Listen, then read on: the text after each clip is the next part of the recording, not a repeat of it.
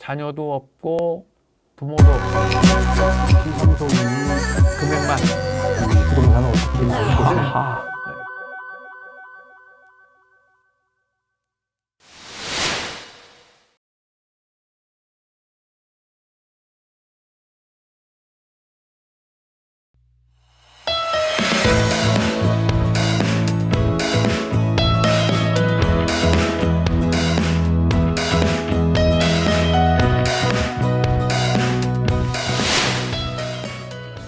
각각 처해 있는 상황이 다를 때 어떻게 유언과 상속을 준비해야 되느냐 하는 내용 살펴보고 있는데요. 이번에는 자식이 없이 이제 부부만 살다가 노후를 사후를 준비해야 되는 그런 상황에서 어떤 점들을 고려하고 어떻게 준비를 해야 될 것인가 하는 내용을 생각해 보려고 합니다. 자, 역시 뭐 다른 내용과 마찬가지로 이 부분도 시나리오를 하나 생각을 해보고요. 이런 상황이라고 가정을 해놓고 어떻게 조언을 할 것인가 하는 거 우리 이제 이순재 교수님과 같이 의견 나눠보도록 하겠습니다. 상황은 지금 1956년생 그러니까 이제 우리나라 베이비 부모의 초창기죠. 중간쯤 되나요?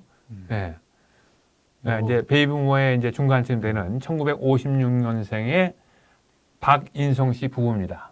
동갑내기고요. 그리고 둘 다 맞벌이 교사로 은퇴를 해서 현재 사학연금 수혜자가 되어 있습니다. 자녀가 없어요. 네. 남동생, 여동생, 동생 둘이 있고 부모님도 이미 이제 돌아가신 상태고요. 그다음에 이제 여동생이 이제 자녀가 있는데 여동생의 딸 이렇게 조카죠. 특별히 귀여워하고 있는 조카가 그래요? 하나 있습니다. 그리고 최근에 박인성 씨 아내가 이제 위암 수술을 했습니다. 뭐 초기에 발견했기 때문에 이제 커다란 문제는 없지만 죽음의 문턱을 한번 생각해 본 이제 그런 상황이고요. 그리고 이제 살아 있으면서 자녀가 없는 대신에 소년 소녀 가장들을 꾸준히 후원해 오는 그런 일을 해온 두 분이고요. 재산 내역은 지금 현재 거주하는 주택의 시가가 한 7억 정도 되고 보험이 1억, 현금 및 유가증권 5억, 전체 한 13억 정도의 재산을 가지고 있네요. 자, 이런 상황을 자식이 없는 이런 상황 속에서 어떻게 준비하고 어떤 점들을 고려해야 될 것인가 하는 부분 생각해 보겠습니다. 제일 먼저 역시 이런 상황 속에서 박인성 씨 부부가 유언을 꼭 해야 될 필요가 있겠는지 뭐 하지 않아도 좋겠는지 어떻게 생각하세요? 이 경우라면은 유언의 필요성이 더 필요하지 않을까 생각이 듭니다.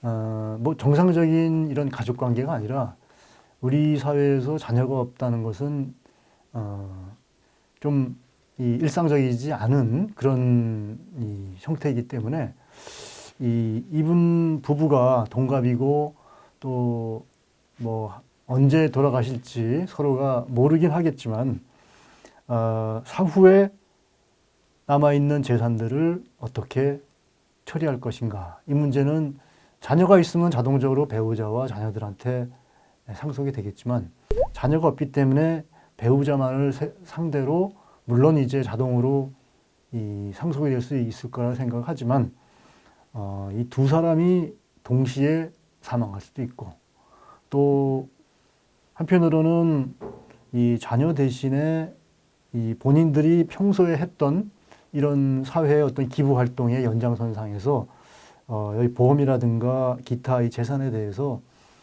사전에 이 공익단체라든가 사회에 기부하겠다는 식으로 예를 들자면은 50% 이렇게 유언을 남겨둔다면은 훨씬 더 이분들이 살아있는 동안에 명확하게 자신의 삶을 정리할 수 있지 않을까라는 생각이 듭니다. 그러니까 이제 유언을 남기지 않고 가면 이제 아무것도 안 하는 선택을 이제 하는 것인데 역시 이제 그러면 민법에 따라서 이제 그 상속 재산이 나누어지게 되겠죠. 뭐 이제 두 사람 중에 한 사람만 생존하게 된다 그러면 배우자에게 100% 이제 재산이 가게 될 테고, 근데 이제 아까 재미있는 가정을 해주셨는데 두 사람이 동시에 사망할 수도 있다. 그렇죠. 예, 두 사람 뭐 자녀가 없고 그러니까 같이 다닐 일도 많고 그러니까 사고가 나면 같이 이제 그렇죠. 사망할 그런 가능성이 높아지고 그러는 것이죠.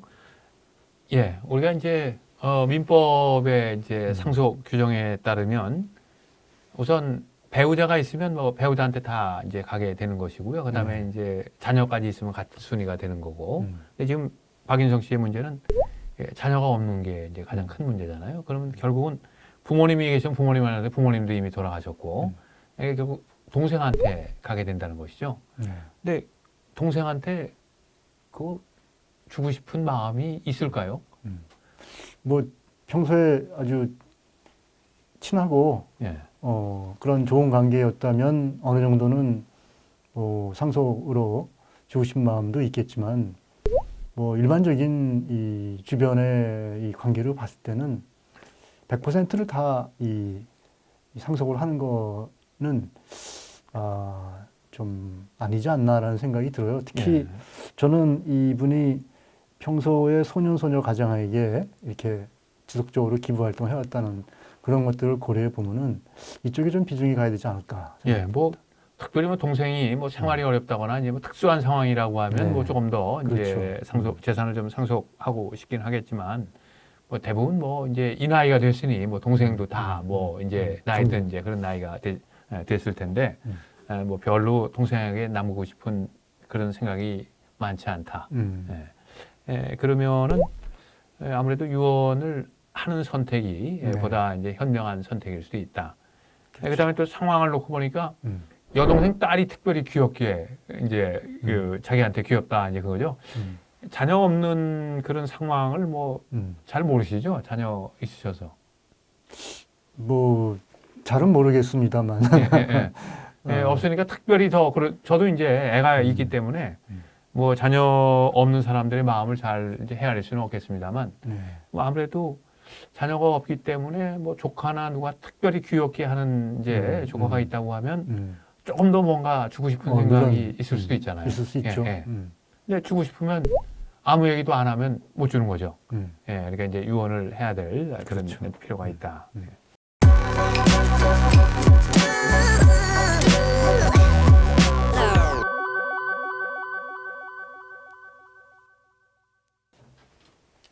그다음에 이제 세금 문제는 어떻습니까? 뭐 이 정도 재산 가지고 있는데 세금 신경 많이 써야 될까요? 어떻습니까? 뭐 변호사님도 아시다시피 뭐 10%, 20%, 30% 이런 가이드라인이 있는데 뭐 그렇게 높은 세율이 적용되지는 않겠죠. 하지만 누구든지 이 세금을 적게 내고 싶은 거는 다 공통된 생각일 테고 그런 면에서 세금을 적게 내고도 상속을 뭐 사회적으로 잘 하고 싶다라고 한다면은 제가 생각했던 그런 사회의 어떤 공익단체 이런 쪽으로 일부분을 가게 한다면 그런 세금 공제 혜택도 있지 않을까 생각해 봅니다. 지금 가만히 뭐 재산의 이제 규모나 이런 걸 놓고 보면 대체로 한 뭐 절반만 어디에 기부한다고 해도 세금 문제는 크게 왜냐하면 상속세 공제 안에 상당 부분 들어갈 수 있기 때문에 크게 걱정을 안 해도 될 것 같다. 그러니까 이런 경우에는 아마 이분이 적극적으로 어디에 기부하고 하는 이런 문제하면 세금 문제도 크게 고려하지 않고 해결될 가능성이 높다. 뭐 세금 문제는 나중에 조금 더 구체적으로 다뤄봐야 될 것 같네요. 워낙 복잡한 그런 부분이라. 어쨌든 뭐 일반적으로 봤을 때 이런 분의 경우는 유언을 하는 게 훨씬 필요하다라는 생각에 이제 공감을 합니다. 후원 활동을 해왔다 이렇게 되어 있는데 자 이제 죽을 때도 꼭 그 단체에 후원을 해야 되는 것인지 아니면 뭐 그 단체가 정말 내가 그 이제 기부하는 그런 금액을 제대로 활용할 수 있을 것인지 뭐 이런 것들 좀 고려해야 되지 않을까요? 어떻게 생각하세요? 그 사회에 기여하고 뭐 기부를 하고 그런 생각을 가진 이 부부라면 지금까지 했던 소년소녀 가장뿐 아니라 좀 다른 쪽에 더 절실한 자신들이 기부를 해서 더 이 필요한 사람에게 도움이 된다면 그런 쪽도 고려할 수 있지 않을까라고 예, 보다 좀 적극적으로 좀 찾아볼 필요가 있겠다. 예. 예. 예, 근데 뭐 중요한 부분이죠. 내 목적, 내 삶의 목적을 결국 자기가 가지고 있는 재산을 남기면서 달성하는데 도움을 받고 싶다 하는 것이 이제 유언의 목적이 될 텐데, 네. 그러니까 이제 좋은 그런 곳을 찾는 것도 중요하겠고, 네. 그다음에 또 혹시 우리 이 교수님 그 뭐 보험 쪽 뭐 이렇게 일을 하시다 보니까 그런 경험이 좀 있으실 것 같은데, 네. 혹시 그 남의 기부를 받아가지고 뭐 일을 한다고 하면서 개인의 욕심을 뭐 채우고 네. 뭐 이런 경우 보신 적이 있으세요? 그 보험 거래를 통해서 그런 일이 발생할 가능성은 굉장히 낮다. 없지 않을까. 예, 예. 그럼 일반적으로 이제 기부를 빙자해서 개인의 사욕을 채운다거나 뭐 이런 경우. 그러니까 아까 말씀하신 대로 그 기부를 받는 단체가 유령 단체일 수도 있고 하는 그런 두려움 때문에 사실은 우리 종교계에서도 이 선교 헌금이랄까 기부라고 할 때도 그런 소위 말하는 오버헤드라든가 또는 이 사기성이 될 수 있는 그런 데를 피할 수 있도록 상당히 주의를 이제 갖도록 얘기를 하고 있는데 이 경우에도 마찬가지인 것 같습니다. 금액이 적고 작은 걸 떠나서. 특별히 정말 자식이 없이 가지고 있는 재산의 상당 부분을 어느 단체에 기부를 해야 된다 이렇게 생각이 되면 그 단체가 정말 자식이 있으면 자식이 부모의 뜻을 어느 정도 따라서 이제 대대손손이 이렇게 간다 이렇게 볼 수 있는데 결국 이 경우는 그 단체가 자식의 역할까지 해줘야 되는 그런 상황이 될 수도 있겠는데 그렇다고 하면 그런 것을 올바로 선정하는 것도 굉장히 어렵고 중요한 문제가 될 수 있겠다. 예, 그렇습니다. 자식이 없을 때, 뭐 물려줄 사람 없다고 그냥 죽으면 너무 아쉽다. 네. 뭐 자식은 없지만 내가 가지고 있는 재산, 내 뜻을 제대로 달성하기 위해서 올바로 선택하고 올바로 기부할 수 있고 또 자기가 원하는 그런 방향으로 재산을 나누려고 하면 역시 이제 유언이라고 하는 것을 잘 우리가 활용할 필요가 있겠다. 예, 그렇습니다. 예.